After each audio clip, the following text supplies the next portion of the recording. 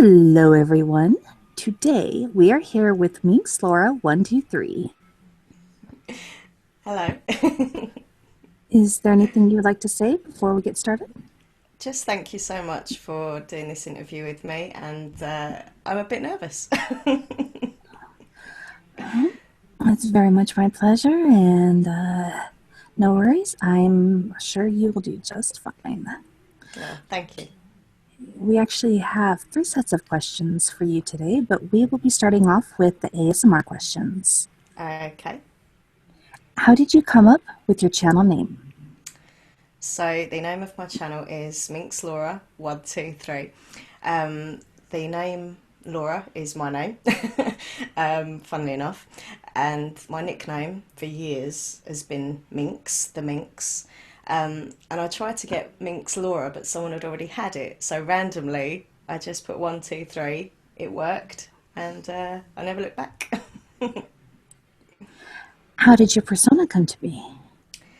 To be fair, I mean, on my channel, I think my viewers know that I am pretty much myself. Obviously, I do ASMR role plays in which I play characters, but there's always a bit of Laura in the characters as well, you know. But I think, yeah, I'm just a bit more of a confident me on my channel than I am in real life. In real life, I'm quite awkward and a bit shy, but on camera, I'm just like, da-da. So, yeah, I think I've got more confidence since I've done my channel, actually. How has ASMR changed you and your life? ASMR is just, it's such a, honestly, it's really had a big impact on me and my life, and it's helped me with anxiety, insomnia. I've met loads of amazing people all around the world, made, really great friendships.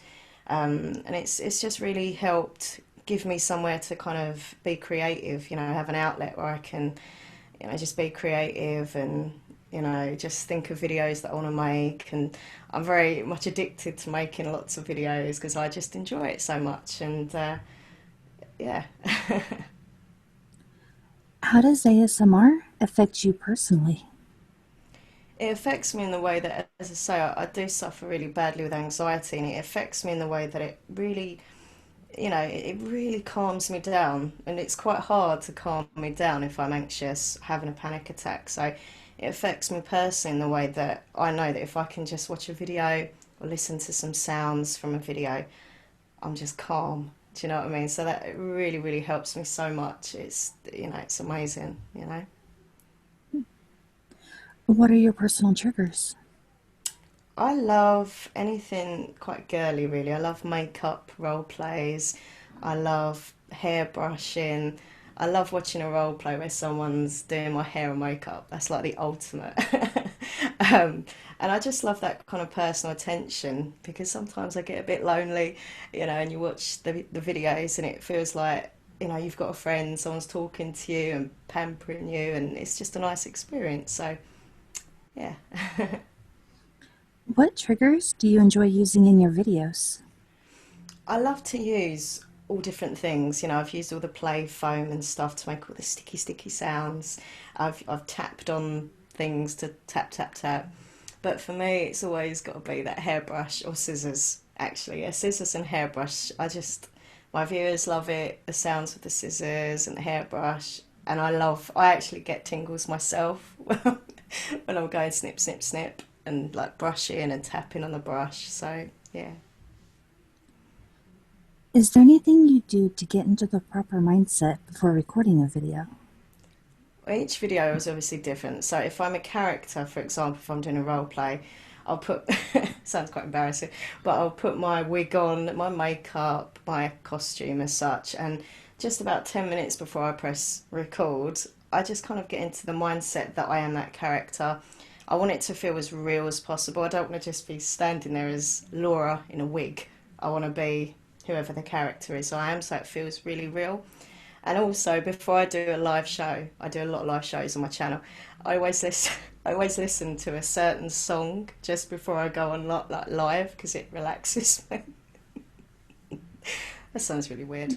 It sounds good. And it's Take That as well, which is just really more embarrassing. An old 90s boy band.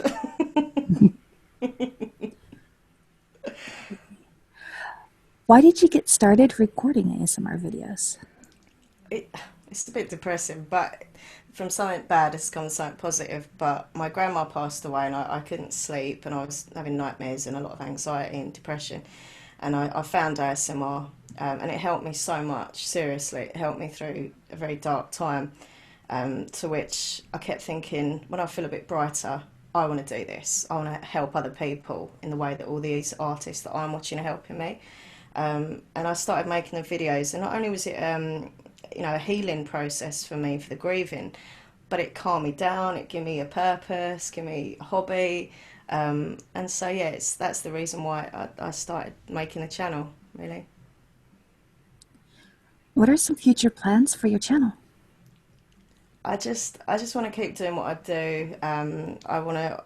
My goal is to get like the 3DO mic, just because it's got them ears on it, and just to make more collabs. I love doing collabs with different artists. It's fun, and just carrying on doing what I'm doing.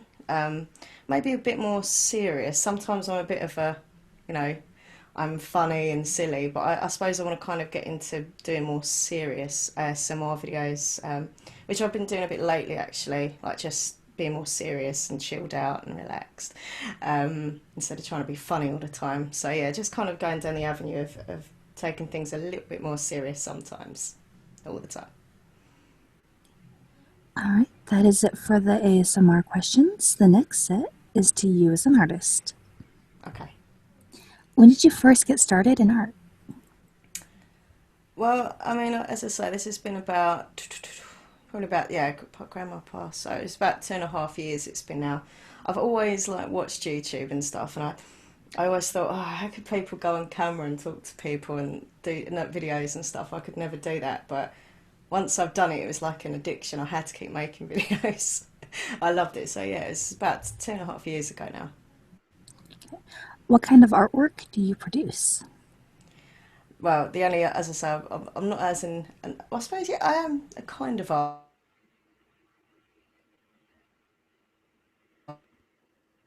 being creative and having an outlet. As I say, we can do it. So my videos are just literally they're fun but also serious. They're there to help people relax and to sleep, and I like to just do as many different types of videos as I can for people. So yeah. What medium and equipment do you use for your artwork? Well, I'm not very tech savvy, to be fair. I have to rely on my lovely fiance to help me out. Uh, I'm getting there slowly, but I use just my laptop. I've got two microphones. I've got a Blue Yeti stereo mic, which I'm using now, and I've also got a Zoom H5, which is binaural, and I've got these special binaural ear mic things that are really good. So they're the kind of main things. But sometimes I just use my phone to film videos on it. It feels quite natural and kind of raw as such. So different methods really. Where do you get your inspiration? Do you know what? I don't know half the time. I could be just walking around the shops and think, oh, that's a great idea for a video. Oh, or I could meet somebody and kind of draw in their personality and think she would be a great character to play. A lot of my characters in my role plays are actually kind of not on them, but they're kind of based a bit loosely on the peoples that I've met in my life, and just with an added extra, So people inspire me, things inspire me. Even songs, actually, if I'm listening to certain music, that can inspire me as well, like the lyrics. Are there any artists that influence your work? There are so many ASMR artists that I watch. I just from all different places in the world, different accents, different languages, male, female, different ages. Um, well, I've got a few favourites, but Hermetic Kitten is one of my favourites. She's always been there for me, and Chick Happens ASMR. Um, just so many, seriously. But I am inspired by a lot of other artists because we're all doing our thing and we all bring something new, and I love just kind of getting to know them through their videos, so they inspire me. How has art changed you and your life? it's really changed me. To be quite deep, but I don't. It's kind of, I don't know. It's just given me a purpose.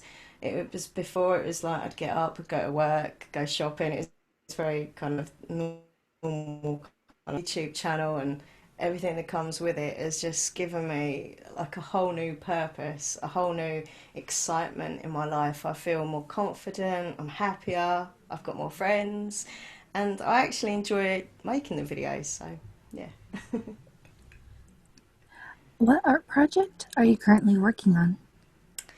I've got so many videos planned because my head is filled with all these ideas. So yeah, it's just kind of more, as I say, the serious, like different sounds I'm going to be making, objects that I'm going to be using, and camera angles where I'm going to put things, and then I'm thinking of doing my parts for collabs that I've got planned as well. So it's just so much.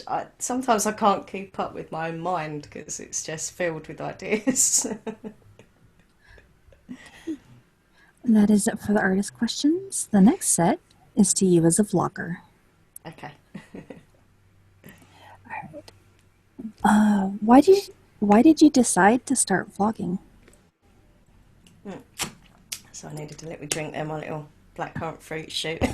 um, sorry, I do ASMR videos, but I also do vlogging on my channel. I should do more actually, because I used to do a lot of vlogs. But for me, vlogging, it's not as a character. It's not to make people tingle or sleep. It's just to, share your views, opinions, your feelings, and vlogging for me is important because I could just kind of get that emotion out of a subject which meant a lot to me, and that I just I like vlogging. I should do more, but it does help other people to know that they're not alone in, obviously they've searched the subject you're talking about and they can relate to you, and I like that. So yeah. What sort of things do you vlog about?